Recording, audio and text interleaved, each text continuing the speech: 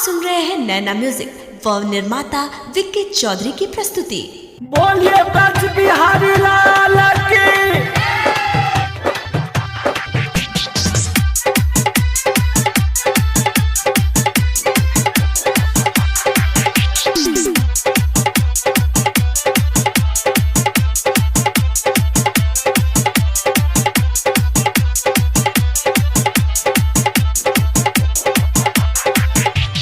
कान्हा ओ कान्हा कैसे कहूँ मैं, दुनिया तेरा दीवाना है।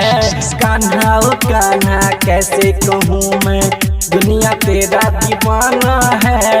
कान्हा ओ कान्हा कैसे कहूँ मैं, दुनिया तेरा दीवाना है। बोलिए बोलिए कृष्ण भगवान की। DJ Sumit Satish, DJ Sumit Satish, DJ Sumit Satish, रेमा रेमा रेमा। यमुना के तीर पे आके कन्हैया रास रचा के जाते हो। यमुना के तीर पे आके कन्हैया रास रचा के जाते हो। राधा रानी गोपी सबको तुम तो बहुत सताते हो। राधा रानी गोपी सबको तुम तो बहुत सताते हो।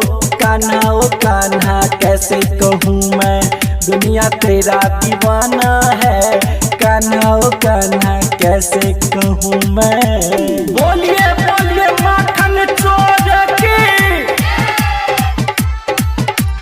DJ Sumit Satish, DJ Sumit Satish, DJ Sumit Satish, रेमा रेमा रेमा। तुम हो माखन चोर कन्हैया, दिल भी तुम तो चुराते हो। तुम हो माखन चोर कन्हैया, दिल भी तुम तो चुराते हो। पापी दुष्ट को मार गिरा कर, पापी दुष्ट को मार गिरा कर मुरली मधुर बजाते हो। कान्हा ओ कान्हा कैसे कहूँ मैं, दुनिया तेरा दीवाना है। कान्हा ओ कान्हा कैसे कहूँ मैं। बोलिए मुरली मनोहर की।